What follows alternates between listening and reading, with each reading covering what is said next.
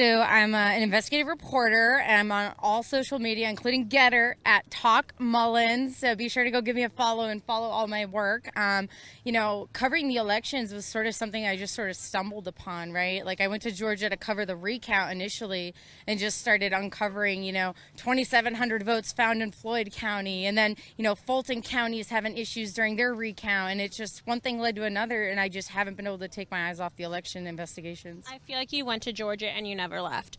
So, and I'm not mad. We needed you. So what was some of the biggest revelations that you had regarding Georgia specifically? I think it was as I was investigating on a grassroots level, right? Journalism these days seems to have morphed into showing up to the Secretary of State's press conference and then going back and reporting everything he says is the ultimate truth.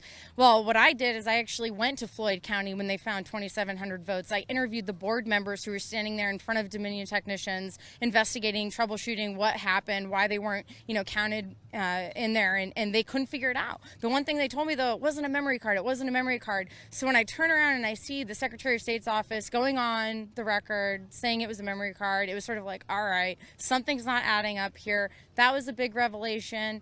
And then to find out that the person scanning ballots in that day was Kamala Harris's former campaign photographer that somehow got a job, adjudicating ballots in a red county that found thousands short for Trump. That was, eye-opening. And then, long story short, after, 15 months of investigating there, a lot of people I spoke with that actually tried to do the right thing. They went to the Secretary of State's office when they saw fraud. These are people that are seasoned election workers that have been doing this for 20 plus years. When they saw stuff and reported it, people that didn't even know each other were telling me the same story of how the investigators for the Secretary of State's office actually intimidated them. They were asked questions like, well, why would you think this? Or why would this be an issue? And they were met with sort of this resistance from the Secretary of State. And so people stopped going to him and they started coming to me. So everybody that felt like I was going to protect them as a source. I mean, I'm honored that they're going to do that because I think it's so important that when we have people in leadership positions that aren't doing their job, that they're allowing laws to be broken and not enforcing them. We need to shed a light on that. We need to keep them under the microscope because, if our election processes aren't fixed, we will lose our country. So this is not something we can just pretend isn't happening. It's something that we need to address front and center. And that's why I'm honored to be in the 2000 Mules movie. Catherine Engelbrecht of True the Vote, she's really the brains behind it. Catherine Engelbrecht and Greg Phillips, the lead investigator, he has a group called OPSEC Group. It was them that did this entire investigation with the geofencing, the mobile data, and the surveillance footage. You've explained this to me, but I want you to explain it again, as I guess in layman's term, as easily as you can, because even with me, I'm like, what?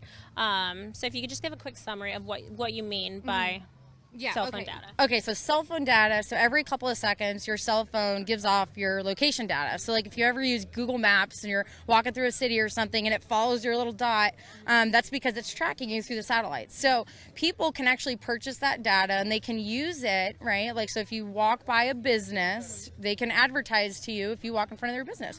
So it's not something that's new, but what they did is they purchased the data around drop boxes. So anybody that went within so many feet of the drop box, they would have these unique identifiers, kind of like IP addresses, where they could figure out if that same device went to another location or to another location.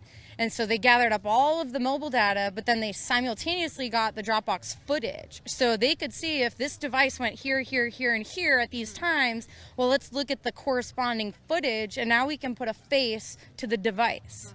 And so what they figured out in 5 different states is that there were people, and their criteria was very high. So you had to go to 20-something drop boxes a piece in order to even be considered. So if you only went to 5, that's a full-time job. So they wanted to make the criteria so high that it was almost impossible that it was an anomaly. Right. And they also bought the data for non-election time, right? So if you just so happen to be going to work every day passing these drop boxes, it would be different than if you were just there during the early voting period. So their criteria was very, very high. And they found in Georgia alone, 240 plus people went to an average of 23 drop boxes in the early voting period during like the craziest hours of the night, like 1 o'clock in the morning. And so this is not normal behavior. And then when they got the corresponding footage and they see these people going up to drop boxes in Gwinnett County, taking a photograph of them before they put them in the boxes, that's how they got paid. And they had a whistleblower that actually came forward saying he got paid $10 per ballot and made about $45,000. Wow. One individual.